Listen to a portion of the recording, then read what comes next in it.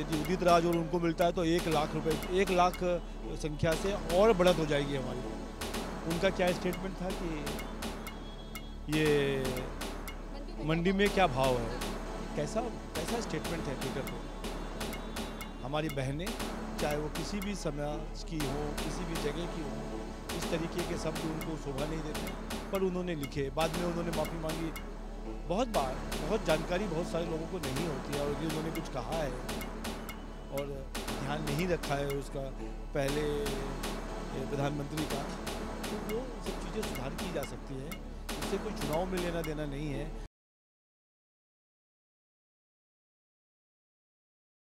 BJP ने हुंकार भर दी है। बीजेपी का कहना है कि 400 पार अब की बार, लेकिन 400 बार कैसे होगा, क्योंकि कांग्रेस भी अपना मैनिफेस्टो जो है वो जारी करती है। राहुल गांधी लाइव आते हैं, लाइव आने के बाद जो है वो अपनी योजनाओं के बारे में बताते हैं।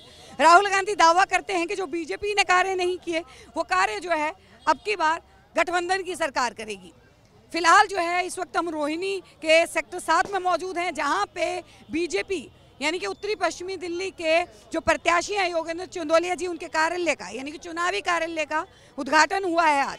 बहुत सारी जगहों पे उद्घाटन जो है वो होने हैं, और क्योंकि चुनावी माहौल है तो बात करना तो बनता है। शुभेंदु शेखर अवस्थी जी प्रवक्ता हैं, बहुत अच्छे प्रवक्ता हैं, और विपक्ष को बहुत बड़े अच्छे से जवाब भी देते हैं। लगातार जो है 400 पार की बात कर रहे हैं, लेकिन बीजेपी ऐसे लोगों को टिकट दे रही है जिसके ऊपर जो है वो पहले से ही बवाल जो मच जाता है। सबसे पहले तो कार्यालय की बात करते हैं कि कार्यालय का आज उद्घाटन हो गया है, क्या कहना चाहिए?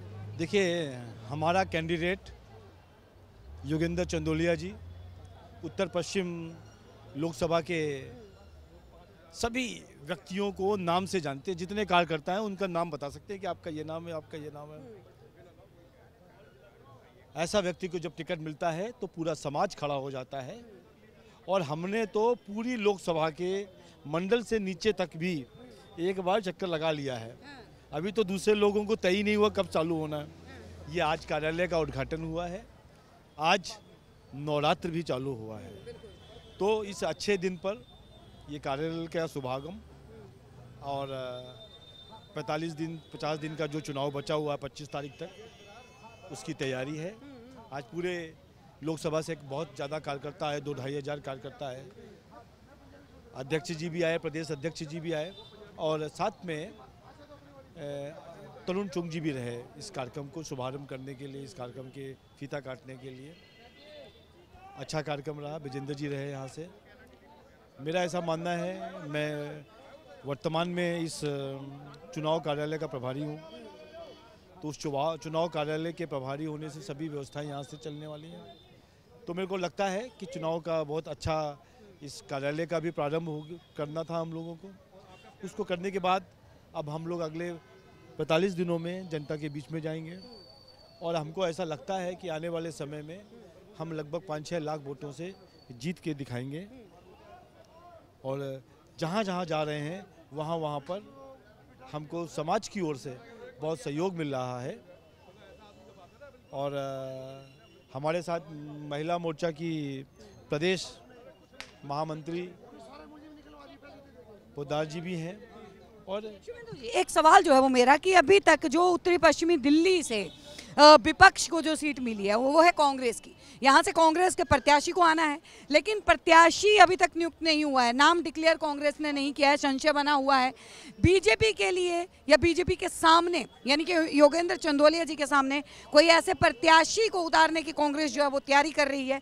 कितनी जो है वो टक्कर मिलने वाली है योगेंद्र चंदोलिया जी को, क्योंकि मुकाबला जो है वो कड़ा दिख रहा है उत्तरी पश्चिमी दिल्ली? मैं ये कह रहा हूँ कि 5-6 लाख वोटों से हम जीतेंगे। देखिए, टिकट मांगने वाले यहाँ पे जो लोग उम्मीदवार हैं, कांग्रेस के एक उदित राज जी हैं, वो पहले भाजपा में थे, उसके बाद राजकुमार चौहान जी हैं। दोनों लोगों को जब टिकट मिलता है, यदि इन दोनों में से मिलता है या किसी और को भी मिलता है, तो आने वाला समय यदि उदित राज और उनको मिलता है तो 1 लाख रुपए, 1 लाख संख्या से और बढ़त हो जाएगी हमारी, क्योंकि उनकी अपनी नेगेटिविटी बहुत है जो उनको उस विचारधारा को। भाजपा से पहले यहाँ पे सांसद रह चुके हैं, जनता के बीच में रहे हैं। जनता के बीच में रहे हैं, तभी तो मैं कह रहा हूँ जनता उनको जानती है किस तरीके के हैं, और आने दीजिए ना। हम उनके आने से 1 लाख वोट हमारे और बढ़ेंगे, क्योंकि निगेटिविटी पहले से ज़्यादा है उनकी। शुभेंदु जी, एक सवाल जो है मैं और लूँगी।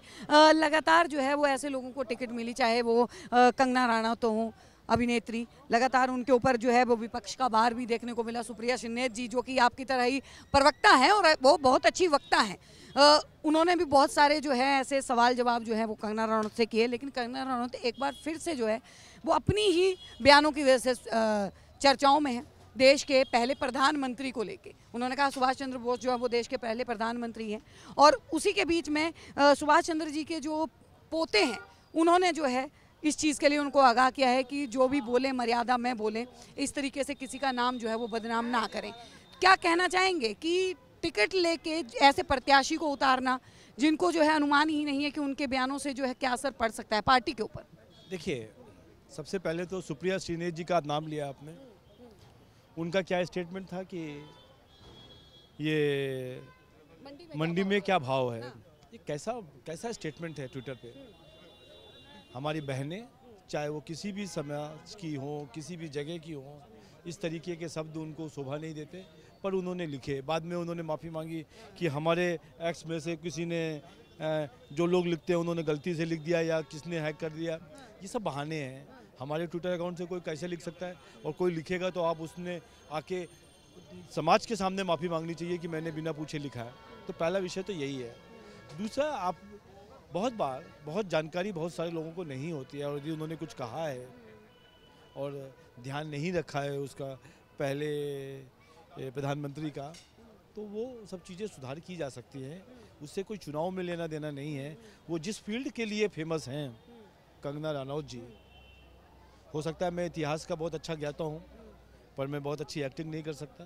कंगना जी को लोग जानते हैं अपनी एक अभिनय के क्षेत्र में। उस क्षेत्र में वो सबसे आगे हैं, बहुत लोगों से आगे हैं, अग्रणी हैं। तो उनको उस विषय पर चर्चा करनी चाहिए। और ऐसा किसी ने क्वेश्चन पूछा है तो कंगना जी ने यदि जवाब दिया है तो वो सॉरी भी उन्होंने बाद में अगले मिनटों में बोला कि मैं ऐसा गलती से बोल गई। और हो सकता है इतने चुनाव के इतने प्रेशर में कई बार गलत शब्दों का प्रयोग हो जाता है। तो देखिए, हमारे साथ में ये शुभेंदु शेखर अवस्थी जी हैं, वो हमारे साथ जुड़े थे। कार्यालय का आज उद्घाटन हुआ है, और बता दें कि सातों की सातों सीटों के ऊपर जो है प्रत्याशी पूरे जोरों शोरों से प्रचार प्रसार में लगे हुए हैं। अब देखना ये दिलचस्प है कि बीजेपी का जो नारा है 400 पार का, वो कितना साकार होता है। बने रहिए हमारे साथ। आप देख रहे हैं सौगंध टीवी, सौगंध वतन की।